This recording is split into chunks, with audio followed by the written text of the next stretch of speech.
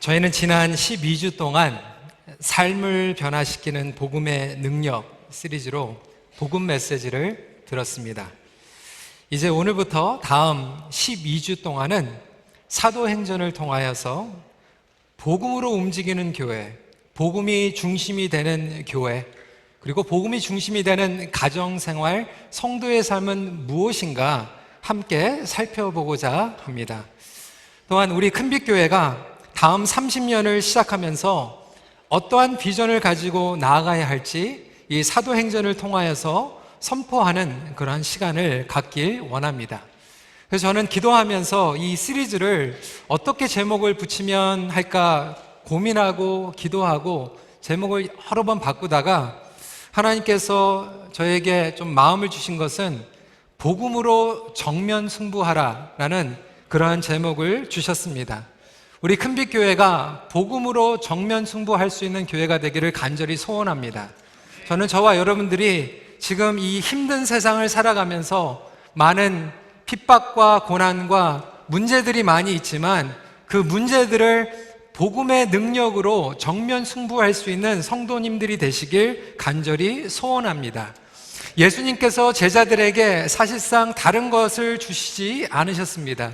그가 부활하시고 하늘로 승천하시기 전에 40일 동안 너무나도 귀한 시간을 가지고 계시면서 그때 교회 성장학, 리더십, 치유, 심리학 이런 것들을 말씀하셨을 수도 있으셨겠지만 그런 것들을 다 옆에 물러놓으시고 하나님 나라의 복음을 증거하셨기 때문에 그렇습니다. 3절 말씀 저희들이 함께 읽도록 하겠습니다. 시작. 그가 고난받으신 후에 또한 그들에게 확실한 많은 증거로 친히 살아계심을 나타내사 40일 동안 그들에게 보이시며 하나님 나라의 일을 말씀하시니라. 예수님께서 제자들에게 분명히 너희들이 복음을 전하려 나가면 난관이 있고 힘든 일들이 많이 있을 터인데 다른 것들을 가지고 승부하는 것이 아니라 오직 복음을 가지고 하나님 나라의 복음을 가지고 정면 승부하라고 40일 동안 그 엑기스를 전수해 주신 것입니다.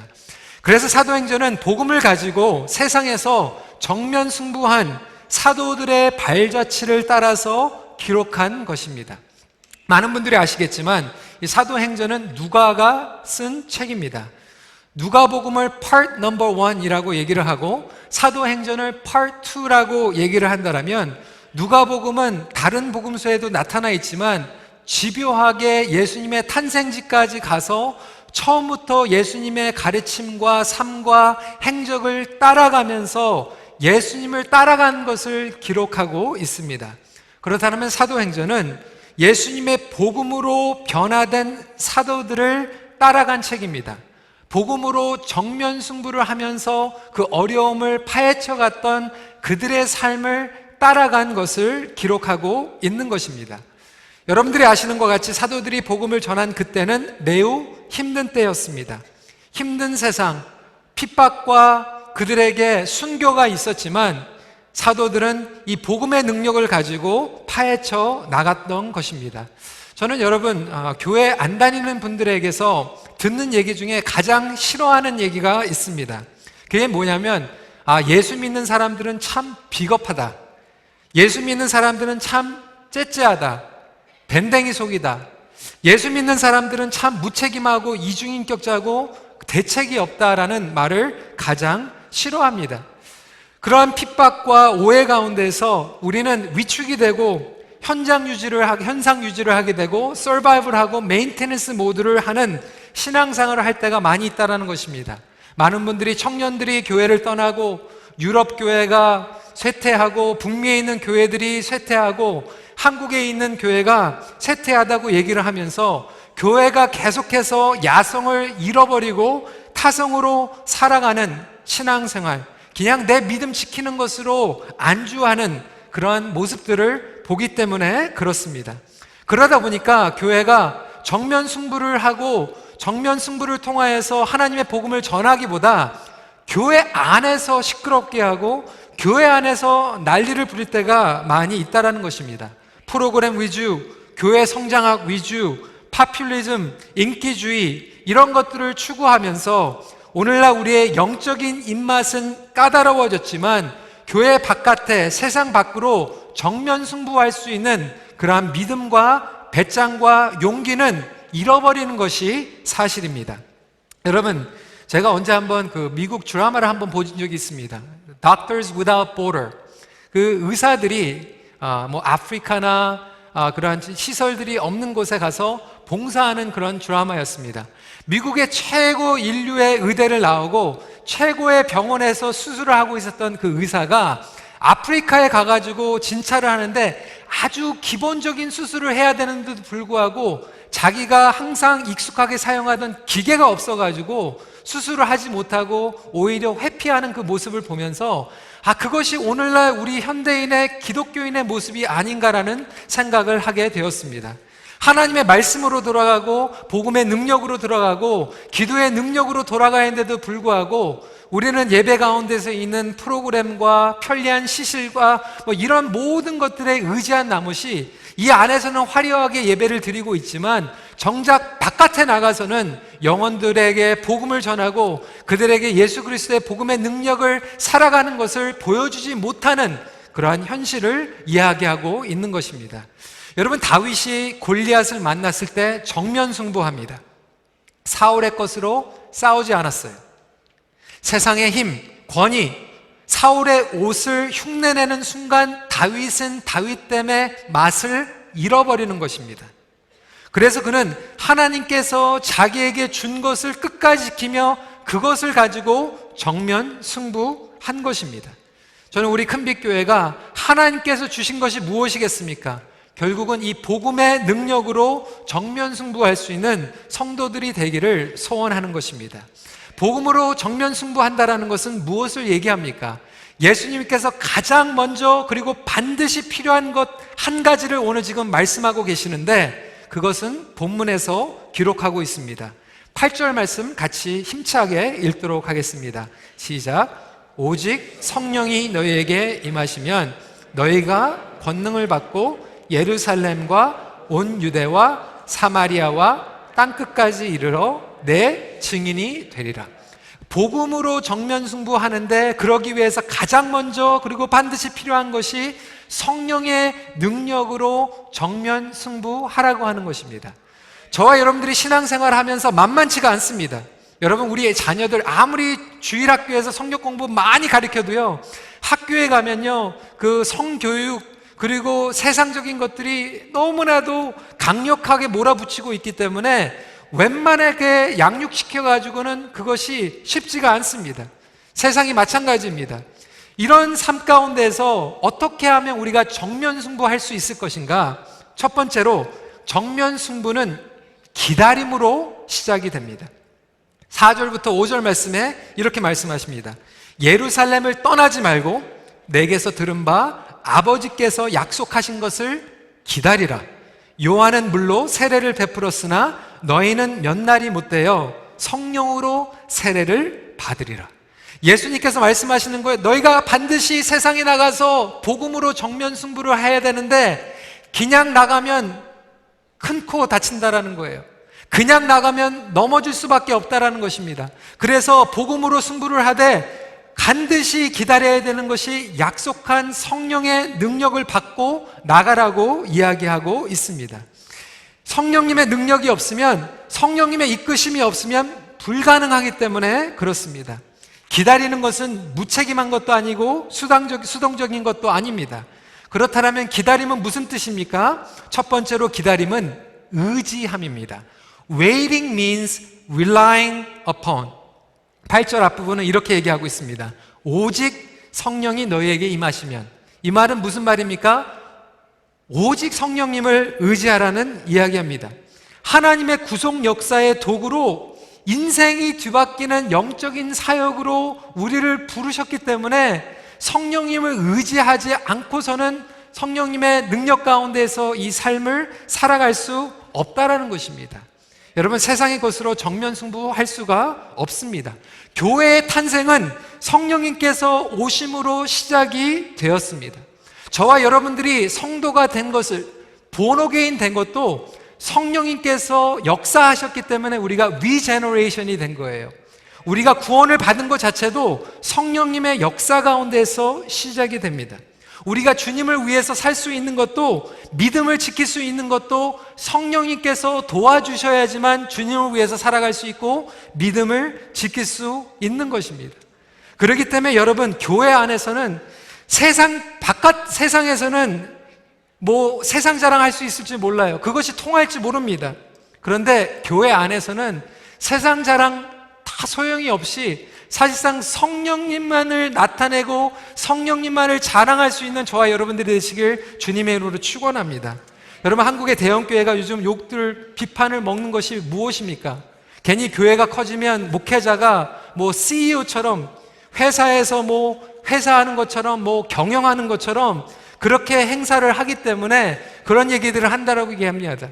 목회자들은 마찬가지입니다. 지도자도 마찬가지입니다. CEO처럼 행사하고 싶으면 정정당당하게 가서 사업을 하면 됩니다. 바깥에서 인정받는 것처럼 교회에 와가지고 감투 쓰고 프로모션 받는 것처럼 인정받기 원하면 밖에 나가서, 여러분 30년 전에 40년 전에는 토론토에 한인들이 많이 있지 않았기 때문에 교회에 와야지만 한인들을 만날 수 있었어요. 요즘 토론토는 10만 이상의 한국 사람들이 살고 있고 한인회든 어떤 모임이든 얼마든지 가면 거기서 선거할 수도 있고 캠페인 할 수 있고 거기 안에서 직위를 그리고 인정을 받을 수도 있습니다. 떳떳하게 비즈니스로 하면 되는 거고 떳떳하게 사회적 모임이 가가지고 하면 되는 겁니다. 하지만 교회 안에서 우리가 내세우는 것은 사회적인 감투가 아니라 성령님께서 역사하여 주시는 신앙생활의 모습이 드러나기를 간절히 소원합니다. 성령님을 의지하면 겸손할 수밖에 없다라는 거예요. 성령님을 의지하면 구원의 역사가 일어납니다. 성령님을 의지하면 기도의 역사가 일어납니다. 성령님을 역사하면 우리 삶 가운데서 우리 인생이 뒤집어지는 역사가 일어나게 된다는 거예요.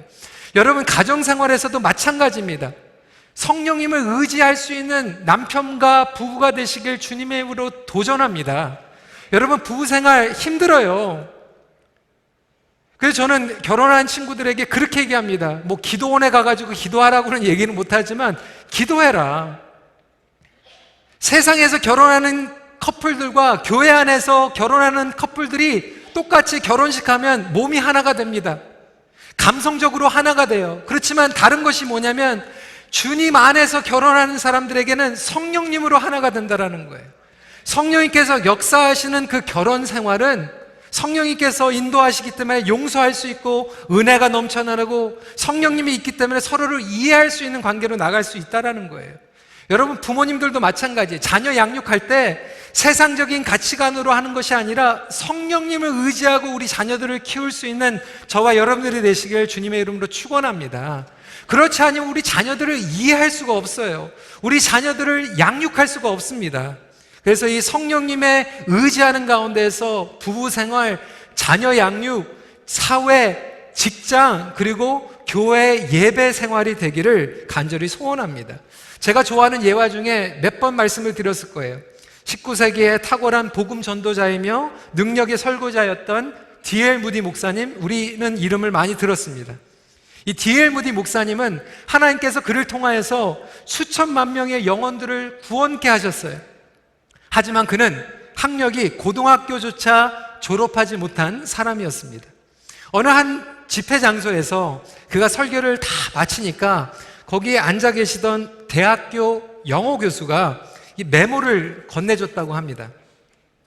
그 메모에 읽어보니까 이렇게 적은 거예요. 무디 목사님, 제가 자세히 당신의 설교를 들어보니까 무려 100개 이상의 문법이 틀렸습니다. 그 메모를 본 무디 목사님이 이렇게 대답하였다고 합니다. 맞습니다. 저는 공부를 하지 못해서 고등학교도 졸업하지 못했습니다. 하지만 이렇게 부족한 문장으로 성령님을 의지하면서 복음을 전하고 있습니다. 당신은 대학교에서 교수를 하면서 박사학위까지 받아서 어떻게 하나님께 사용을 받고 있습니까? 저는 이 간증을 참 좋아합니다. 왜냐하면 제가 한국의 중졸이기 때문에 그렇습니다. 제 실력을 알기 때문에 그렇습니다. 그래서 제가 목회 칼럼을 쓰면 꼭 우리 강미 권사님께서 그 마침바 안 한 걸 이렇게 고쳐주시고, 그 설교 아웃라인에 똑 틀린 거 있으면 우리 한섬이 권사님께서 또 고쳐주시고, 뭐 이렇게 하면서 사역을 하는데, 그래서 성령님을 의지하지 않고서는 사역을 할 수가 없어요. 제가 22년 전에 큰빛교회에서 청소년 사역을 시작을 하면서 기억이 납니다. 꿈이 있었어요. 열정이 있었어요. 아이들이 그냥 말씀만 열심히 전하면 막 뒤집어 엎어지고 막 회개하고 주님을 영접하는 이런 역사가 있는 그런 환상을 가지고 교회에 부임을 했는데, 제가 설교할 때마다 애들이 막 뒤에서 싸우고 있고 막 놀고 있고, 때로는 그냥 점심을 사주면서 꼬시기도 하고, 때로는 그냥 예배 시간에 떠든다고 그냥 쫓아내기도 하고, 별의별 짓을 다 했는데도 안 바뀌는 거예요. 너무나도 마음에 낙심이 찾아왔어요. 그러다가 우리 박재현 목사님 아드님이신 우리 키트 발 목사님을 제가 찾아갔어요. 목사님, 저를 멘토링 해주십시오. 우리 목사님께서 그때 토론토에 계실 때 KCF 모든 대학들의 대학교 선교회를 만드시고 제자 양육들을 한참 하고 있을 때, 저는 하나님께서 그분을 통하여서 역사하시는 것들을 굉장히 사모하면서 훈련을 받기 시작했습니다.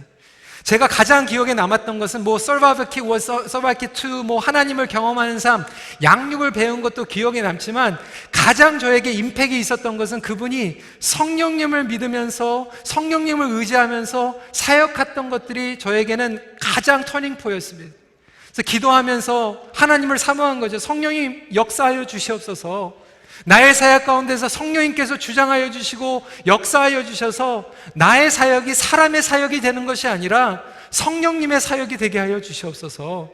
그렇게 기도하면서 사역을 시작했습니다. 그렇게 하고 수양회를 처음으로 인도하는데, 정말 똑같은 복음 설교를 전하고 있는데 아이들이 예수님을 영접을 하는 거예요.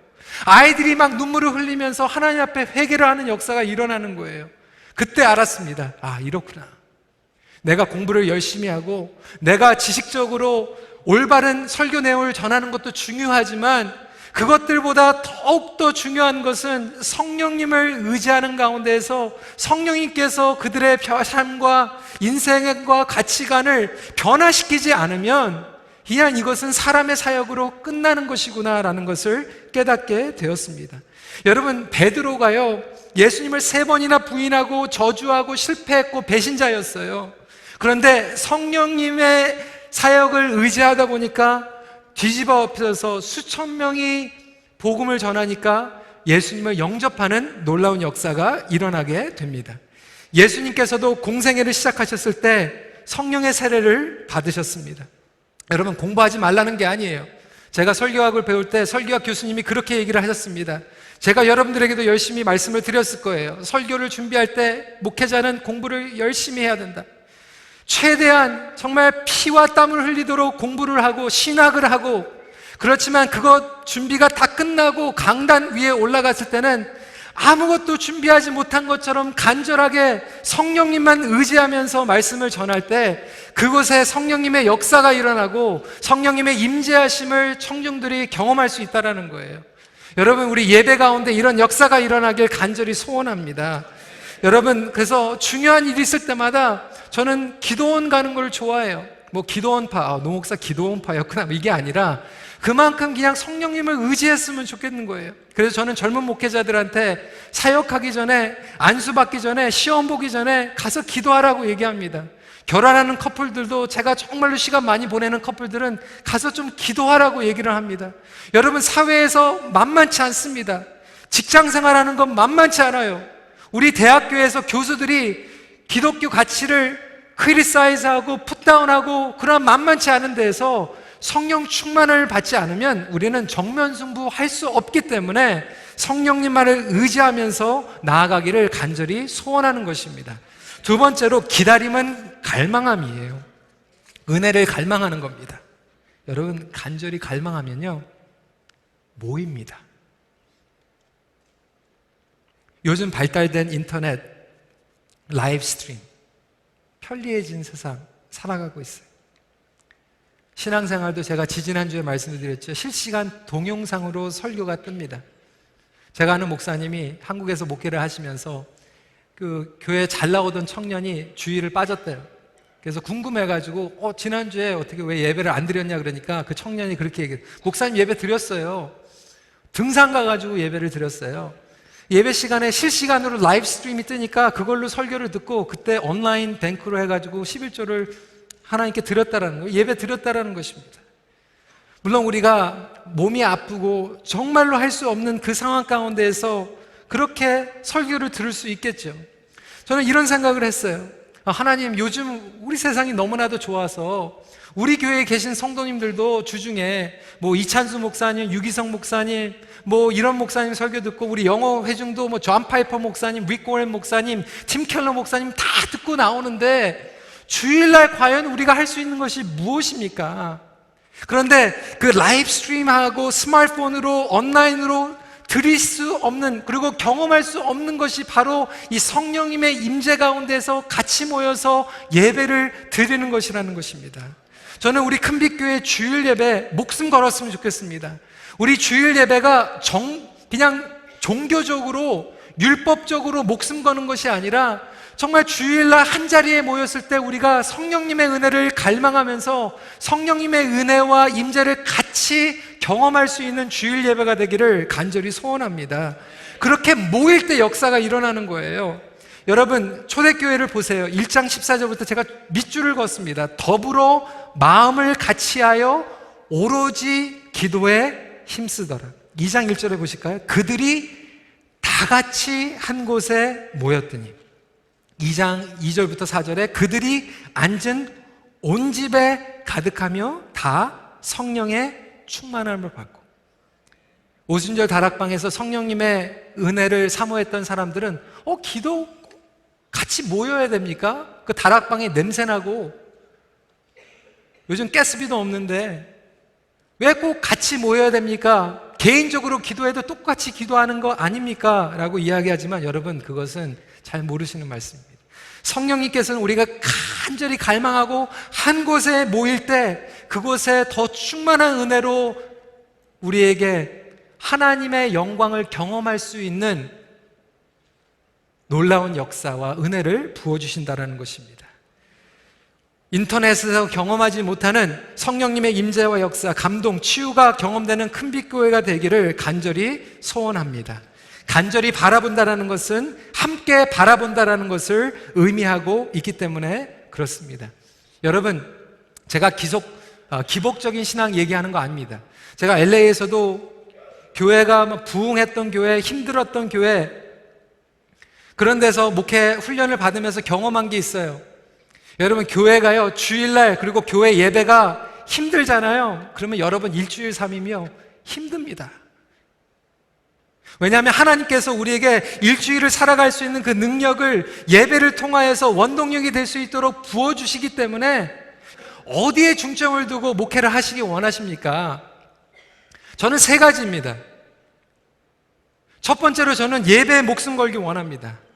저는 준비할 것이고 여러분들도 그런 마음으로 기도하시고 준비하시면서 주일 예배를 사모하시길 간절히 바랍니다. 예배로 우리가 그 원동력이 될 때 두 번째 중심이 뭐냐면 저는 양육이에요. 예배에서 일어나는 그 힘의 모멘텀을 가지고 양육하는 거예요. 배우는 거예요. 제자가 되는 거예요. 그리고 다른 사람들을 양육하는 것입니다. 근데 그냥 교실 안에서만 양육하는 것이 아니라 공부를 통해서 계속해서 우리가 지식으로 삶으로 성장이 되는 것입니다. 근데 양육으로 끝나는 것이 아니라 세 번째 뭐냐면 선교적인 삶이에요.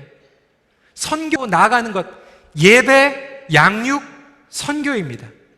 근데 여러분, 이 선교도요, 존 파이퍼 목사님 말씀하신 것처럼 예배가 없는 곳에,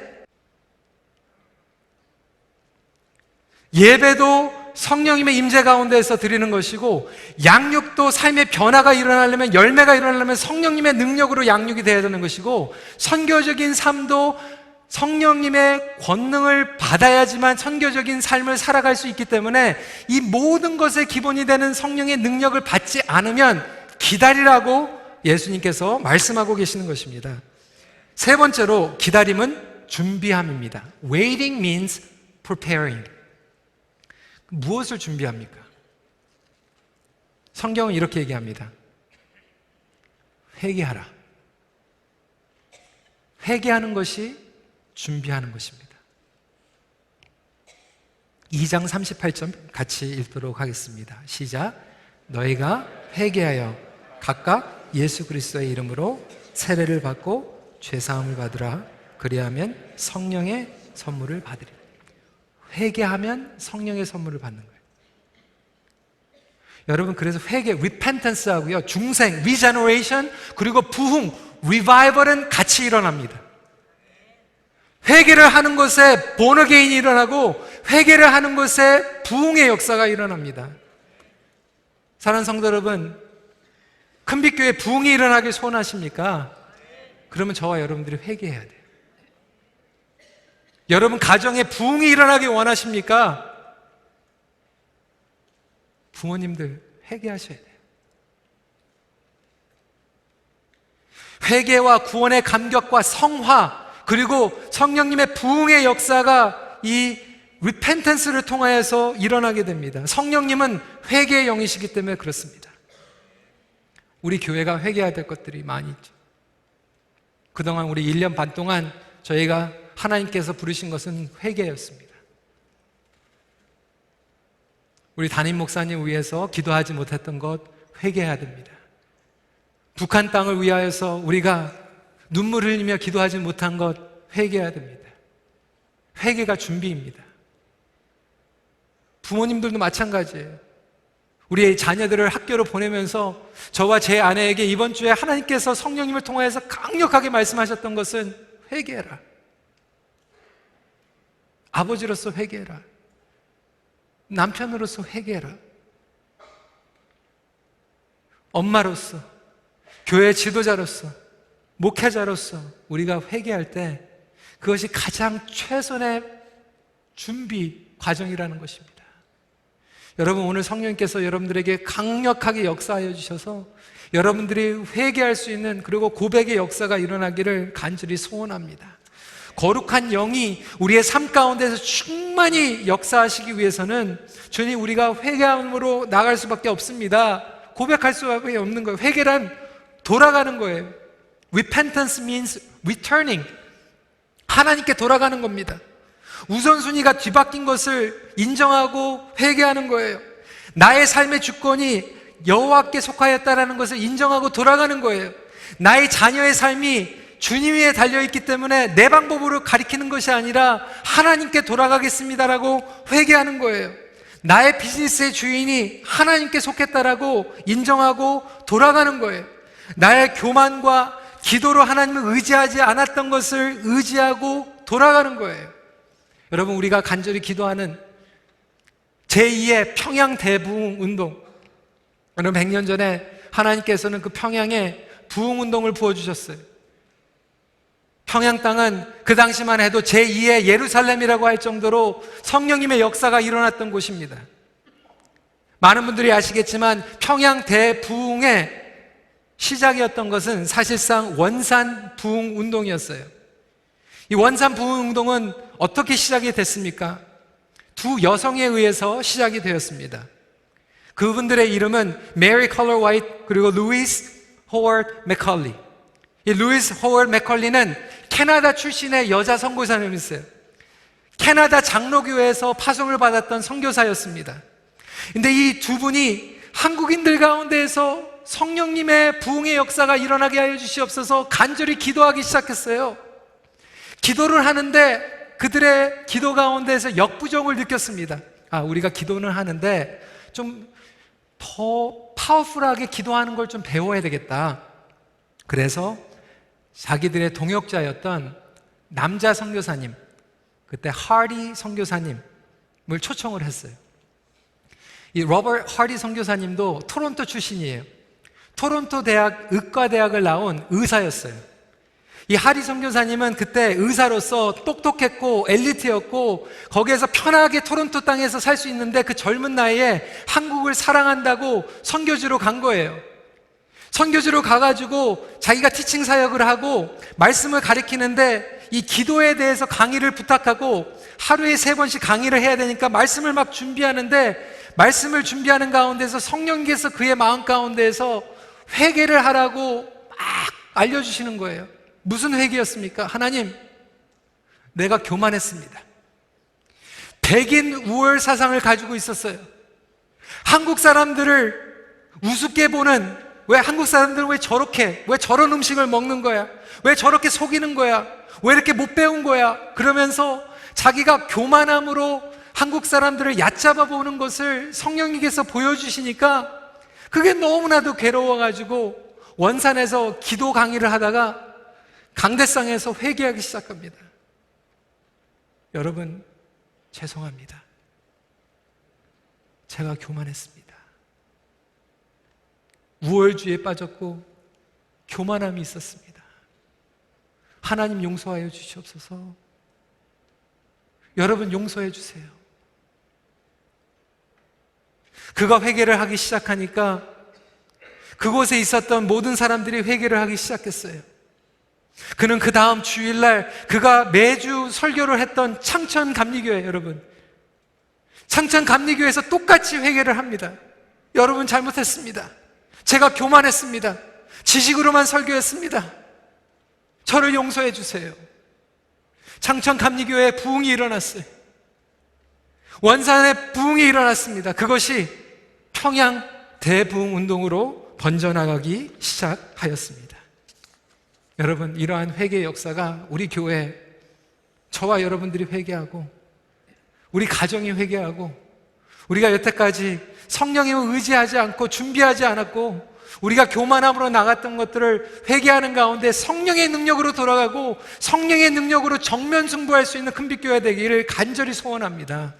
두 번째로, 여러분, 정면 승부는 머무는 곳이 아니라 나가는 거예요. 제자로서 받은 것을 가지고 사도적 삶으로 나가는 것이죠. 여러분, 제가 사도적 삶이라고 얘기하는 것, 이것은 신사도 운동 얘기하는 게 아니에요. 요즘 신사도 운동 때문에 많이 혼란에 빠져 있습니다. 신사도 운동이라는 것은 특정한 사람들을 하나님께서 사도로 불러주셨기 때문에 그들을 통하여서 특별한 계시를 하고 있고 그 특별한 계시는 성경과 같은 권위를 가지고 있다라고 하는 잘못된 가르침입니다. 여러분, 제가 말씀을 드리는 것은 신사도 운동이 아니라 사도적인 삶을 살아가는 거예요. 2절과 4절을 보면 복음서에는 제자들이라고 얘기했던 것이 이제는 사도들이라고 이야기를 하고 있어요.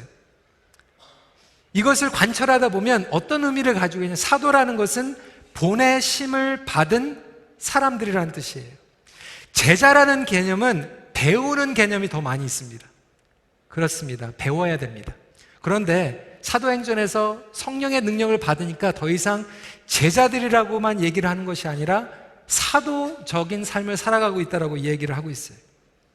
사도라는 것은 삶의 현장에서 하나님의 나라를 확정해 나가는 개념을 강조하고 있는 거예요. 예수님의 제자들은 3년 동안 예수님과 공동체 생활을 하면서 최고의 설교를 들었고 최고의 성경 공부를 했고 최고의 양육을 받았어요. 근데 여러분, 최고의 설교 듣고 양육 받았는데요, 예수님 붙잡히시니까요 다 도망가더라는 거예요. 오늘날 우리 교회가 제자 양육은 최고로 받는데 열심히 배우고 나서 사도적인 삶은 살아가고 있지 못합니다. 나가지 못하고 있어요. 사도적인 삶은 증인의 삶을 살아가는 거예요. 믿는 자들에게 다 양육받아가지고 선생되라고 말씀하신 것이 아니라 믿는 자들에게 다 증인이다라고 말씀하고 계세요. 8절 말씀 같이 다시 한번 읽겠습니다. 시작. 너희가 권능을 받고 예루살렘과 온 유대와 사마리아와 땅끝까지 이르러 내 증인이 되리라. 저는 이런 말을 들어본 적이 있어요. 십자가 앞에서 제자가 되고 부활을 경험하면 사도가 된다. 저는 부활을 경험하는, 그리고 성령님의 역사를 경험하는 저와 여러분들이 되어서 사도적인 삶을 살아가기를 축원합니다. 십자가에 머물기만 하면 그 능력은 우리 안에서만 국한되는데 부활을 전하기 위해서 세상 속으로 들어가면 사도가 되고 능력은 세상을 변화시킨다, 이런 뜻입니다. 물론 우리가 똑같이 베드로 사도, 바울 사도가 된다는 것이 아니라 사도적인 삶을 살아간다는 것을 강조하고 있는 것입니다. 증인은 본 것, 경험한 것을 나누는 것입니다. 배우지 말라는 게 아니에요. 배워서 나가야 됩니다. 제자의 삶을 살아야 됩니다. 사도적인 삶을 살아가야 됩니다. 이것은 특정한 사람, 지도자들에게만 주는 말씀이 아니에요. 우리 모두에게 주시는 말씀입니다. 2장 17절, 18절 말씀 같이 읽도록 하겠습니다. 시작. 하나님께서 말씀하시기를 말세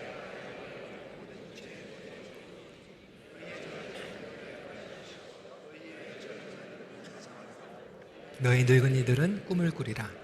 그때 내가 내 영을 내 남종과 여종들에게 부어주리니 그들이 예언할 것이요.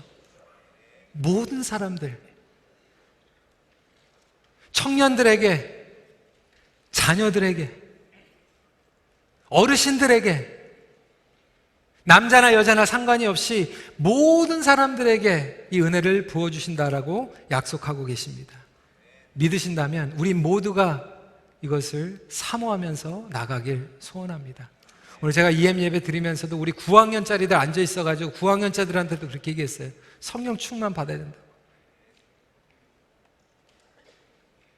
존 웨슬리는 이렇게 얘기했습니다. 내게 하나님 외에는 아무것도 두려워하지 않는 사람 10명만 달라. 그러면 세상을 뒤집어 엎어 보이겠다. 여러분, 성령 충만해가지고 하나님만 두려워하는 사람들 10명만 있으면요, 교회가 뒤집어 엎어집니다. 가정이 뒤집어 엎어집니다. 세상이 뒤집어 엎어집니다. 여러분, 딴 거 가지고 전면승부하지 마시고 성령님의 능력을 가지고 정면승부하시길 바랍니다. 우리 교회에 아프신 분들도 많이 계세요. 제가 지지난주에도 기도하고 지난주에도 기도하고 오늘도 기도했어요. 제가 그분들에게 기도하면서 뭘 얘기하겠습니까? 제가 수술해 줄 수 없는데 성령 충만함 주시옵소서. 담대케 하여 주시옵소서. 성령님 은혜 가운데에서 정면 승부하게 하여 주시옵소서. 어떤 친구들은 이제 멀리 워스턴 간다고, 퀸스 간다고, 몬트리올 간다고 기도해 달라고 해서 제가 기도하겠어요? B 학점에서 A 학점 받게 해주셔서 이렇게 기도하겠습니까?